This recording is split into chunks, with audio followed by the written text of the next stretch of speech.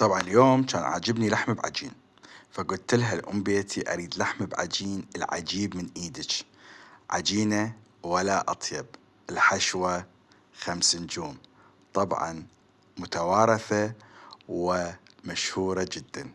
وين مشهورة؟ مشهورة عندنا. تعالوا نشوف شلون راح نسويها. نقول بسم الله.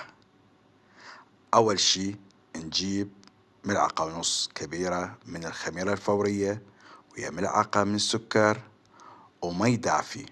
وطبعا ما راح تاخذ وياكم 3 دقائق 5 دقائق وتلقوها فارت، وإذا فارت ما يخالف كملوها وما تخسرون خسارة. نتركها على جنب بين ما تتخمر، وننتقل إلى الجزء الثاني، وهو نجيب كيلو طحين. طبعا هذا كيلو الطحين راح يسوي لنا 50 حباية، 50 حباية بالتمام والكمال. نضيف لها رشة ملح، نخلطها شوية زين. طبعا رشة ملح، ملعقة كبيرة، ملعقة وكسور. نجيب لبن رايب ونص كوب زيت، نص كوب لبن رايب، نص كوب زيت، ونضيف عليها خميرة فورية اللي استوت وصارت ونفشت. هسه نخلط المواد، واثناء الخلط نضيف مي كوب كوبين لحد ما نشوف المقاس شنو صار ويانا مضبوط. اتركها على راحتها تمخمخ العجانة، وإذا ما عندكم عجانة الله يساعد إيديكم، بس النتيجة تسوى التعب. جيب كاسة ندهنها، نجيب العجينة اللي صارت تشوفوها شلون مثل القطن بيضة تخبل، غطيها ونتركها تختمر على راحتها. هالوقت شو نسوي الحشوة.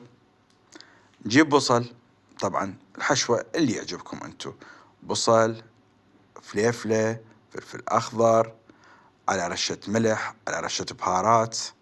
نجيب نص كيلو لحم، طبعا يكون شوية بيه دهن يعني شوية دسم خلينا نقول، وتركه يختلط لحد ما ينحمس زين كل زين. طبعا هنا بالفيديو ما مبين، ضفنا له 2 معجون وتركنا، وحبات طماطم مقطعة حبة أو حبتين، ونتركه على راحته إلى أن يستوي.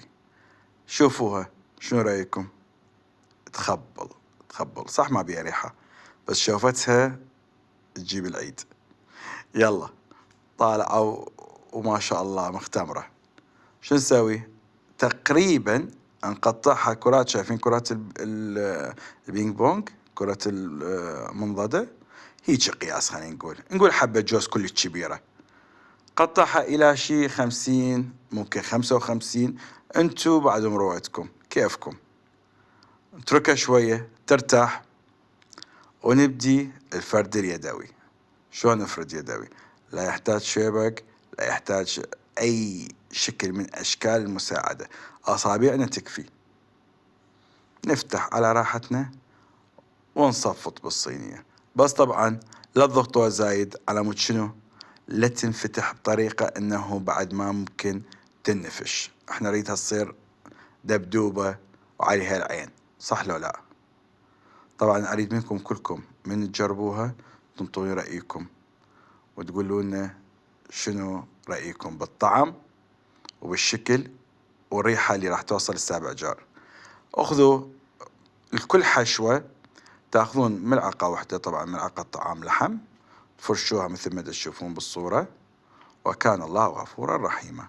فرن حار على حرارة من فوق ومن جوا، ونخليها لحد ما تشقر من الأسفل وتنفخ، ونطلعها قبل لا تقسب. شوفون هسه شلون طلعت مثل الورد.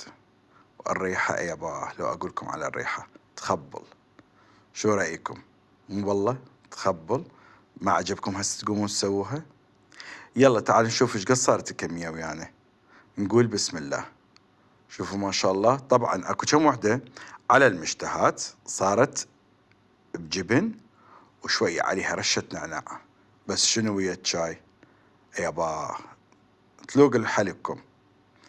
المهم إذا راح تجربوها كتبونا بالتعليقات شلون طلعت وياكم، شنو رأيكم بيها، ولا تنسون شنو الأساسيات ال3: إعجاب، مشاركة، وإذا حبيتوا التعليق بعد نكون ممنونين. تعليقاتكم دائما أهلا وسهلا بها. يلا سلام.